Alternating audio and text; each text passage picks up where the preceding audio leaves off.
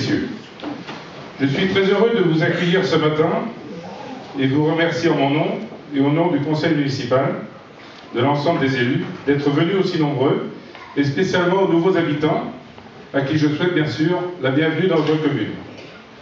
Je dois excuser M. Jean-Léonce Dupont, président du conseil général, qui est retenu par ailleurs, M. Henri Girard, qui est notre conseiller général et qui tient en même temps ses vœux à Évrecy ce matin, M. Anfelner, président de la communauté de communes Évrecy-en-Odon, qui lui profite de la neige, et puis j'ai quelques conseillers qui sont absents ce matin, Mme Lorgerie, Mme Cataneo, Mme Imbeau, M. Laloué et M. Chaperon. M. Chaperon étant à Évrecy en tant que président du syndicat de transport, et les autres personnes étant retenues pour des raisons professionnelles et n'ont pu être là. Cette traditionnelle cérémonie des vœux est l'occasion de se rencontrer, d'échanger et de vous rendre compte des travaux réalisés par l'équipe municipale au cours de l'année passée. Et bien sûr, vous informer des projets que nous avons en cours ou en instance, en toute transparence. 2012 a vu une nouvelle fois un certain nombre de concrétisations. Avant de vous les rappeler, je tiens à remercier tous les membres des commissions, du CCAS, tous les délégués au sein des différents syndicats et également tous les délégués de la communauté de communes Évrecy-en-Odon pour leur implication au service de l'intérêt général de tous les habitants. Pour ce qui concerne nos réalisations 2012, le lotissement des Tilleuls, ce lotissement donc est en phase d'achèvement. Les bordures et les trottoirs, les enrobés ont été réalisés juste avant l'hiver. Et cette opération menée par la commune a permis de dégager un bénéfice intéressant, puisque c'est à peu près 86 000 € qui nous permet de conforter notre fonds de roulement. Le moulin à voile, les trottoirs des lotissements Diapason et moulin à voile Font-Poneuve, c'était prévu d'être réalisé en 3 tranches, et cette opération sera terminée et menée à terme en fait en 2013. Rue Henri Rosel, la rénovation et l'aménagement du parking de la rue Henri Rosel est maintenant terminée, avec quelques modifications à apporter, puisqu'on a des problèmes, entre autres, aux entrées de la boulangerie, aux entrées du bar et du coiffeur. La résine ne tient pas, donc ça sera refait également. Rue des Auvents, et là, rue des Auvents, nous avions une vraie problématique d'eau usée. Nous avons refait donc tout ce réseau d'eau usée, rue des Auvents, et maintenant c'est complètement terminé. Saluer également les travaux qui ont été faits par le syndicat intercommunal d'alimentation de l'eau potable, ce qu'on appelle le SIAP, qui a mené d'importants travaux sur notre commune et qui a aussi perturbé pas mal l'ensemble de vos habitudes et surtout l'ensemble des habitants, puisque le syndicat a remplacé l'ensemble des canalisations d'eau qui étaient encore en plomb. Rue de la Boulangerie. Alors, rue de la Boulangerie, dans le cadre de la mise en œuvre du schéma directeur pour la circulation des personnes à mobilité réduite, la rue de la Boulangerie a été recensée comme un axe majeur de circulation piétonne. Nous avons ainsi opté, en concertation avec les habitants, pour un cheminement piétonnier sécurisé. Au niveau du quartier de la Gare, nous avons mis en place un arrêt de bus pour permettre la prise et la dépose des enfants en direction du collège d'Évrecy. Nous avons également mis en sécurité et éclairé notre mairie. Les travaux des abords de la mairie et son éclairage ont permis de sécuriser les accès et d'avoir un parking et des allées en bon état. L'école de Bully, les travaux réalisés et en cours de finalisation permettent de récupérer une largeur de trottoir aux normes, mais également d'anticiper sur la sécurisation de la traversée de Bully, qui est bien sûr inscrit à notre programme, mais nous sommes tellement dépendants de l'agence routière que pour le moment, on n'a pas forcément une date précise à apporter pour la continuité de ces travaux. Programme d'efficacité énergétique. Sur proposition du SDEC, le syndicat départemental d'électrification du Calvados, notre commune a décidé, parmi les premières du département, de profiter de l'aide du SDEC, justement, pour réaliser ce programme d'économie d'énergie qui permet ainsi de réduire significativement la facture EDF. Diagnostic réseau d'eau usée. La police de l'eau, face au constat d'un apport très important d'eau parasite, alors ce qu'on appelle les eaux parasites, c'est pas des mauvaises eaux justement, c'est de l'eau propre qui rentre dans le réseau d'eau usée. Et on a une surabondance puisque c'est à peu près 300 mètres cubes jour, je regarde M. Bérac, qui arrive à la station d'épuration et qui ne devrait pas arriver, puisque ce sont des eaux propres qui arrivent par infiltration. Donc la police de l'eau nous a obligés à faire un diagnostic de l'ensemble de notre réseau, il est en cours, Il y a eu pas mal de prélèvements, de passages caméra, de relevés qui ont été faits. Et à la suite de ça, nous aurons bien sûr l'obligation, sans doute, de faire des travaux pour éviter toutes ces infiltrations. La station d'épuration. Donc notre station est opérationnelle. On avait pensé pouvoir l'inaugurer ce matin avant les vœux. Simplement, avec le temps et la pluie, c'est quand même encore un peu boueux. Et puis surtout, il nous reste, je dirais, les abords qui restent à finaliser, qui sont surtout des travaux de voirie, pour qu'elle puisse être réceptionnée. Donc son inauguration se fera au cours du premier semestre 2013. Concernant notre école des Trois Villages, je salue sa présidente qui est derrière moi, voilà. Nous avons, avec l'ensemble des trois communes, également continué d'investir, puisque nous avons installé un AGECO pour répondre à la croissance de nos enfants, puisque notre école maintenant se compose de 374 enfants. Donc vous voyez que l'extension de la cantine, comme les travaux d'école, étaient des travaux bien justifiés. Concernant également une opération qui a été lancée cette année, qui est le plan local d'urbanisme, conjointement avec les communes de Balteau et Vieux, nous avons décidé de passer une commande groupée pour la réalisation de nos PLU, ce qui nous permet en fait une nouvelle fois de coordonner nos projets et ainsi anticiper et ne pas subir les évolutions de nos trois communes. C'est le cabinet Pactarim, représenté par son directeur, qui a été retenu en fait pour réaliser et mener à bien ce plan local d'urbanisme. Pour ce qui concerne la communauté de communes Évreux-Sierre-Menon, l'année a été marquée par la mise en place d'une nouvelle organisation de collecte de déchets ménagers et de facturation, en particularité la facturation de services, puisque nous sommes passés à la tarification acceptive. J'en profite de saluer le vice-président Jacques Benoît qui est présent, je le cherche. Il est là devant moi, voilà. Qui a œuvré et qui a beaucoup travaillé au cours de cette année. C'était loin d'être facile à réaliser. Également, au niveau de la communauté de communes, nous avons engagé donc les travaux de construction du centre multi-accueil des Voici, et il sera complété par celui de Balteau, qui va démarrer également au cours de l'année 2013. Dernier changement pour la communauté de communes également, c'est le nouveau siège qui a transféré donc ses bureaux dans l'ancienne étude de Maître Gilbert. Voilà pour ce qui était des principales réalisations et travaux de l'année 2012. Et je profite de cet instant pour remercier tous les habitants de leur compréhension, parce que c'est vrai que sur cette année 2012, notre commune a encore été bien bousculée, et la circulation n'a pas toujours été des plus faciles. L'année 2013 verra l'aboutissement de nos engagements de mandat, puisqu'il nous reste à peu près 15 mois maintenant à l'équipe municipale pour réaliser les projets sur lesquels nous étions engagés. Alors parmi ces projets, la piste cyclable, c'est quelque chose que l'on parle depuis un moment. Les acquisitions de terrain sont en phase de signature définitive. L'ouverture des plis liés à l'appel d'offres a été effectuée. Les entreprises ont été retenues et les travaux doivent être réalisés au cours du premier semestre 2013. Bien sûr par tranche en fonction de notre budget, si ce budget nous impose de travailler par tranche.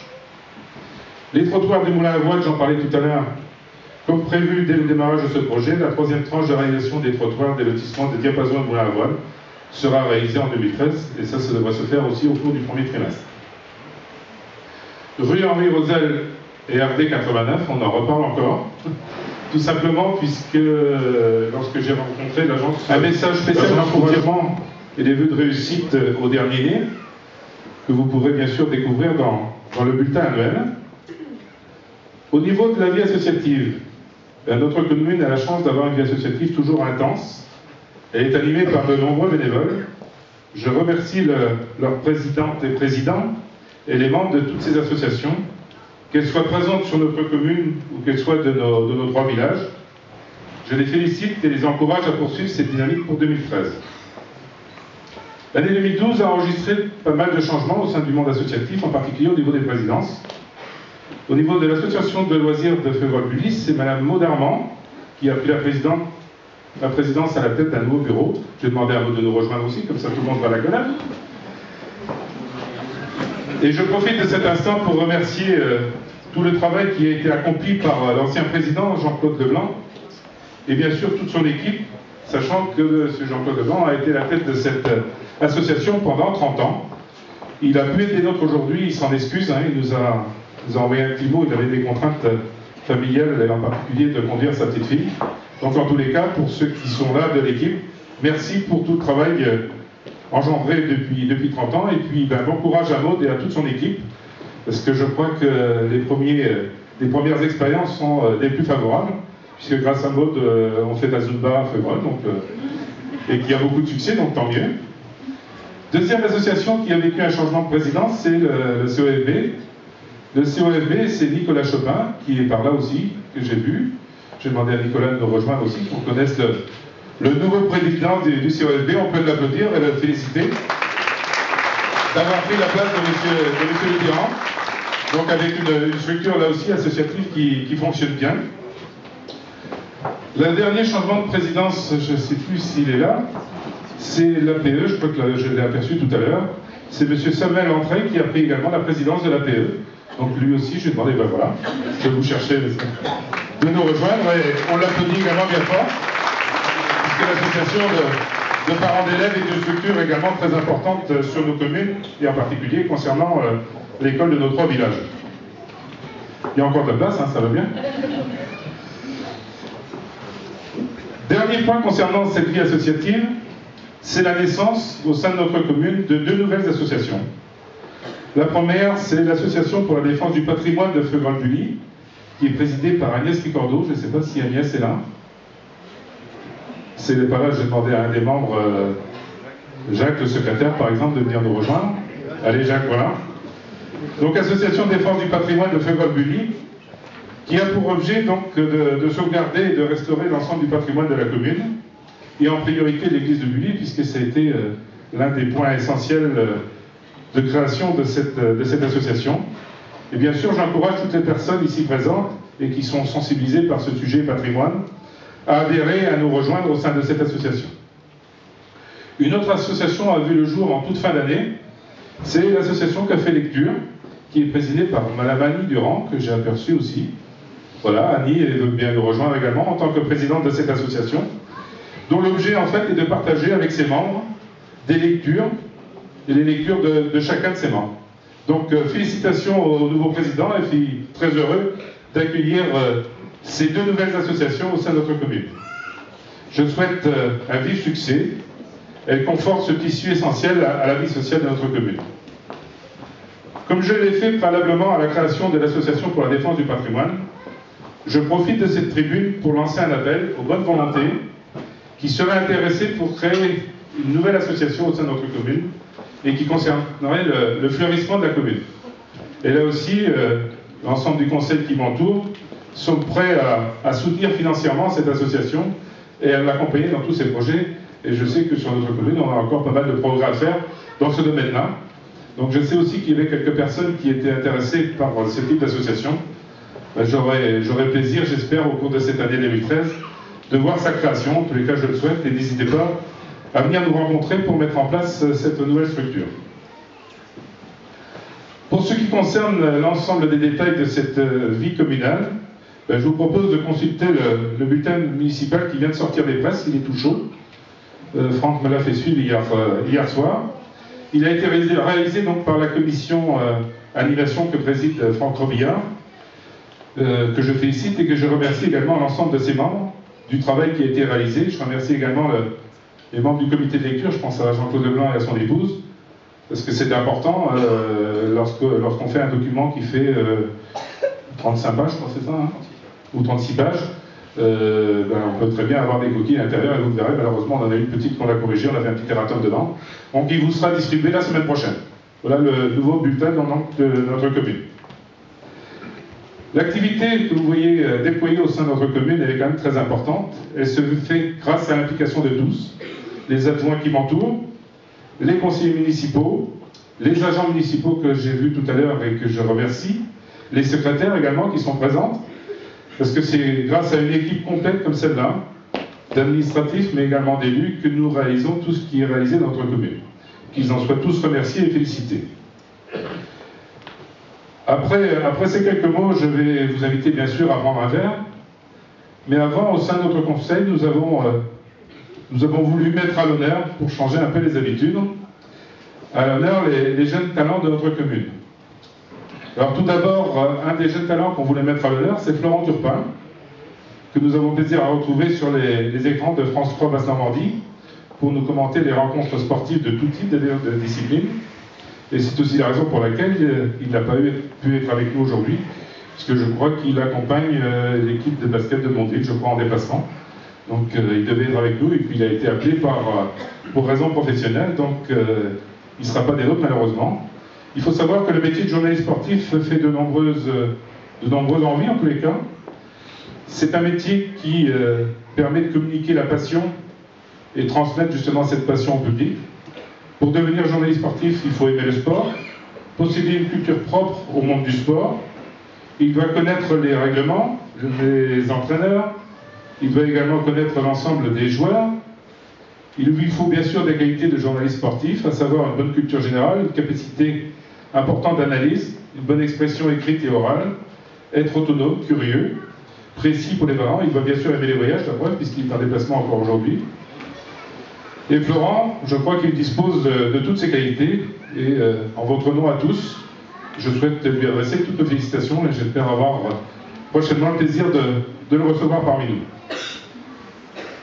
Le deuxième jeune talent que je souhaitais, avec l'équipe municipale, mettre à l'honneur, c'est Jean-Max Vautier, que j'ai aperçu tout à l'heure, que j'ai demandé de nous rejoindre, sous vos applaudissements. Jean-Max Vautier, c'est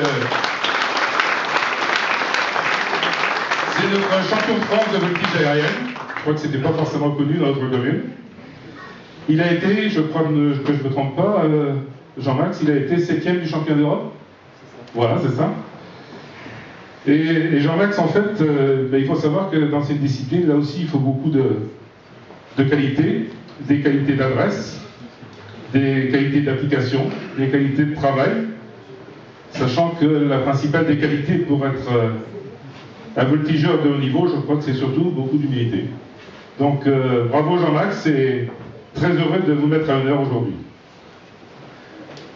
Le troisième jeune talent que je voulais mettre à l'honneur, c'est notre ami Rudy Le Terreux, qui est guitariste, chanteur, que là aussi je vais demander de nous rejoindre sous vos applaudissements.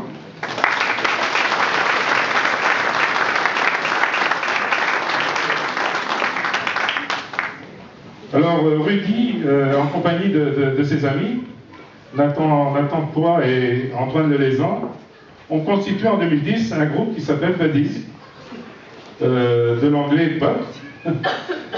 Puis toute cette équipe, après avoir écumé pas mal de scènes de basse Normandie, en compagnie toujours de ses potes, il a gagné le concours régional, il a gagné le concours national au Bataclan à Paris, et il a participé à la finale internationale Emergenza en Allemagne, où il termine 10e.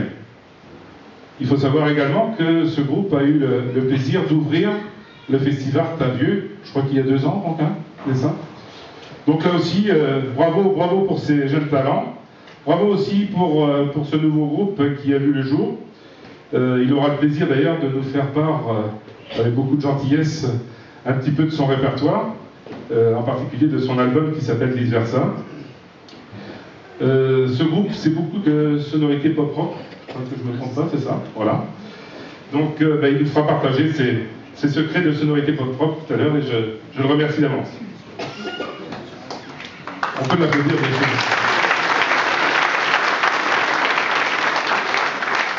Dans le quotidien, permettez-moi, malheureusement, par le chômage, par la maladie, mais aussi et beaucoup par les accidents de la vie, je formule pour l'année 2013, pour vous tous, qu'elle vous apporte, à vous et à votre famille, joie, bonheur, santé, le meilleur pour chacun d'entre vous.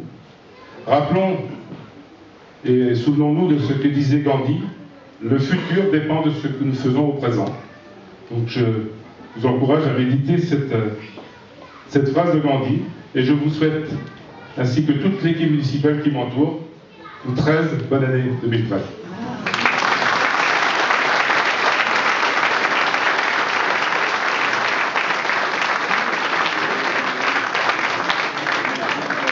Alors, avant de prendre le verre de l'amitié, je vous propose d'applaudir et d'écouter Rudy.